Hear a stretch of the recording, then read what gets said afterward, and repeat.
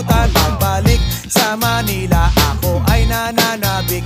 Mabaliw-baliw ako sa kanyang mga halik.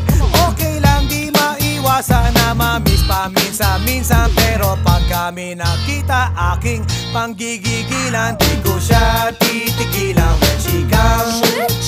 Di ko siya titigilan when she comes. Di ko siya titigilan, di ko siya titigilan, di ko siya titigilan when she comes. Kay ganda ng aming samahan at walang nanlalamig.